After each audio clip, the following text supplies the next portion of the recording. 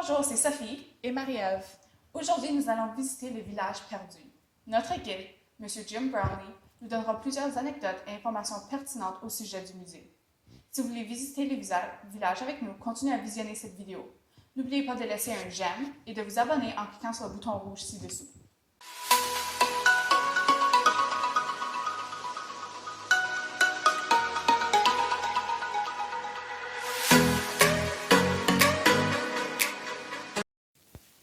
Est-ce que vous pouvez vous présenter et parler un peu de votre emploi? OK, je m'appelle Jim Brownell et je suis président de la Société historique des villages perdus. Comme emploi, bien, je suis bénévole. J'ai été ici comme président de l'association et je suis président aujourd'hui. J'ai été président par intermittence depuis maintenant, bien, depuis 1992. Comptez les années. Cependant, j'ai pris un congé sabbatique de 8 ans lorsque j'étais membre du Parlement provincial. Je suis revenu en 2011 et il me voulait encore comme président, alors me voici. J'ai été président pour les 10 dernières années et avant cela, j'étais là de 1992 à 2003 comme président.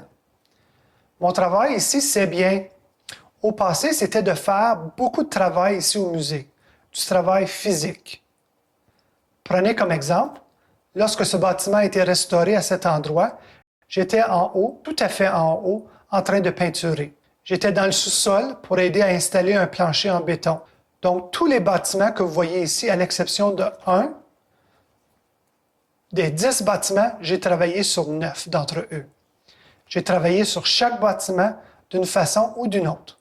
La seule exception est la maison de Rondin.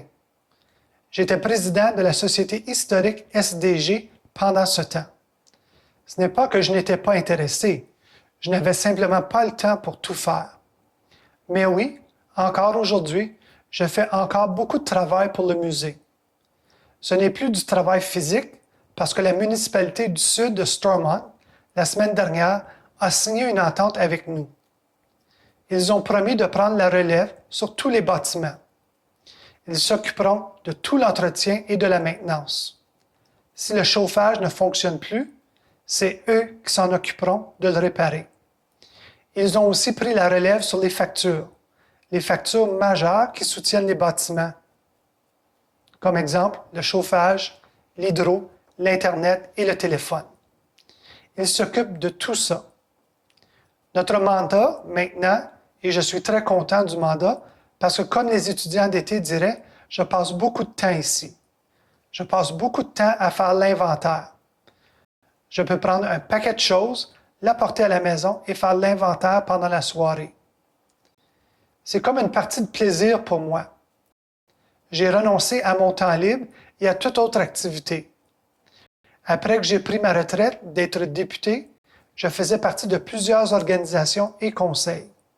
J'ai tout arrêté à l'exception du musée et je vais être ici jusqu'à la fin de mes jours. Peu importe comment long que c'est, je m'amuse. Je trouve cela amusant. Tu sais, comme président, quand tu peux venir sur ce site et voir 3 personnes qui font la tournée de la maison, Stuart avec Graydon, notre étudiant d'été. Les commentaires qu'ils ont faits font palpiter le cœur de ce vieil homme. Prochaine question. Quand et comment est-ce que le musée a été établi? Le musée a été établi en 1977. Un groupe de personnes incluant une dame nommée Fran Laflamme.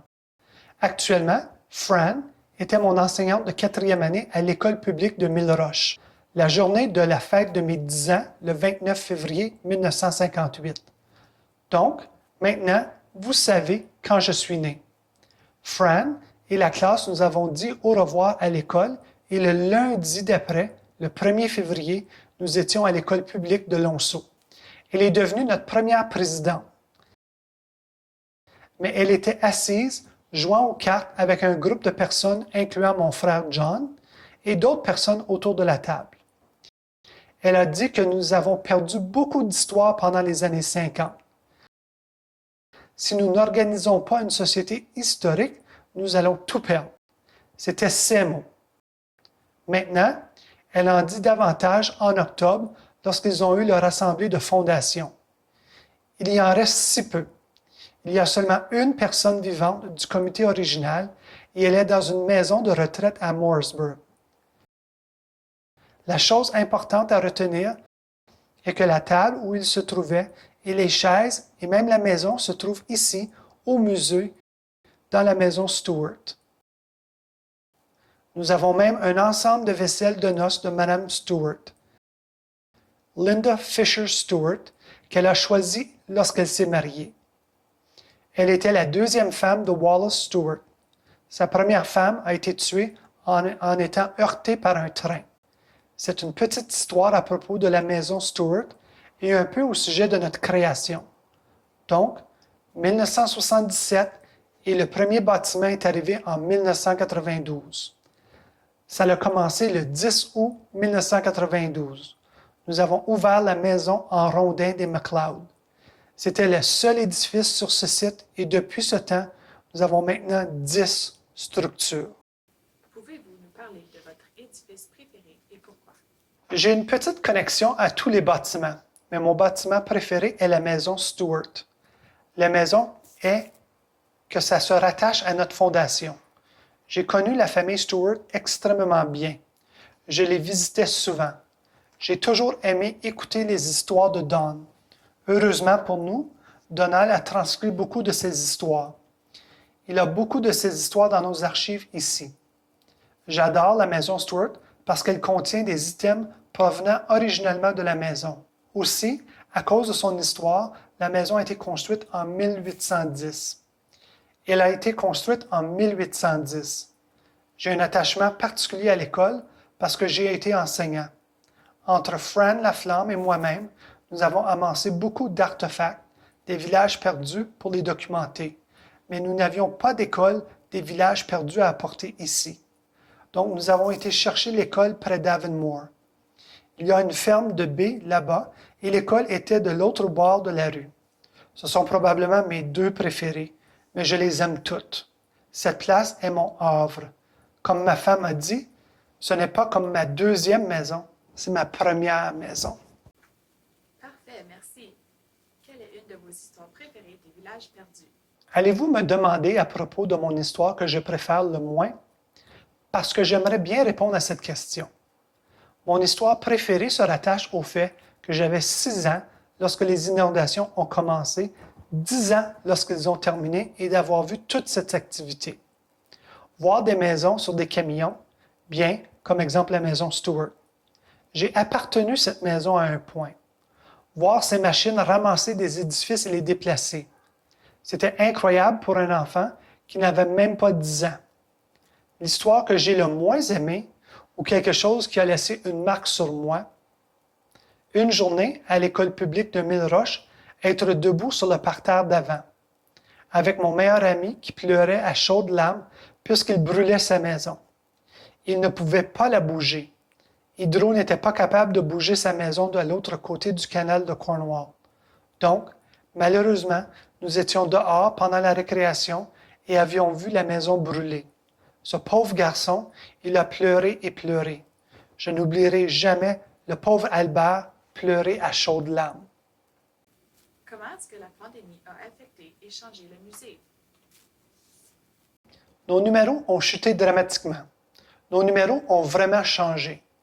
2019 était notre meilleure année de l'existence du musée par rapport aux numéros ici au parc. C'était une grosse marge de différence avec n'importe quelle autre année. Tim Galt, un membre du comité exécutif, s'occupe des statistiques. À chaque année, il fait un rapport et 2019 était la meilleure année. Cependant, l'année passée, personne ne voyageait. Cette année, on peut ressentir que plusieurs personnes maintenant, qu'ils ont eu leurs 2 vaccins, se sentent plus confortables à sortir. Nos numéros ont baissé, mais ils commencent à remonter. Nous allons avoir un événement ici le 14 et 15 août, les arts dans le parc. Ça va être le premier événement avec des personnes en gros montant. Nous avons des affiches sur tous nos bâtiments pour la distanciation sociale et le port du masque. La pandémie a ses désavantages, cependant, nous avons eu la chance de faire encore plus de travail dans nos archives. J'espère bientôt écrire les histoires de mes visites guidées. Je fais des visites en autobus. Je vais documenter tout cela. Je vais tout écrire dans un livre. Un guide du voyageur pour les villages perdus. Donc, les visiteurs peuvent s'arrêter à des différents endroits et qu'ils pourront lire au sujet de ces endroits et savoir ce qui s'est passé à ces endroits. Ça, c'est mon rêve. Vous avez aussi mentionné des activités pour le 14 et 15 août. Pouvez-vous aller... Oui, le 14 et 15 août, c'est les arts dans le parc. Nous allons avoir des artistes dans tous nos édifices. Il y aura un homme ici et je crois qu'il fera des bâtons de marche. Je vais bastonner les sièges des chaises. Nous allons avoir ça et nous allons avoir un barbecue. Nous allons aussi avoir le club d'automobile Nihata venir d'Orléans. Ils vont s'arrêter à voir un pique-nique et probablement participer à notre barbecue. Je crois que certains d'entre eux vont s'ajouter. Nous allons avoir de la musique. Jeannette Guy est celle qui l'organise. Jeannette est très impliquée dans la communauté de Cornwall. Jeannette est la francophone sur notre comité exécutif, donc nous sommes très chanceux de l'avoir. Mais c'est elle qui l'organise. Merci à M. Brownlee pour cette magnifique tournée du village. Plus d'informations sur les activités du village se retrouvent dans la barre de description. Si vous avez aimé cette vidéo, laissez un j'aime puisque ça aide à faire grandir la chaîne YouTube du Centre. Et abonnez-vous en cliquant sur le bouton rouge ci-dessous.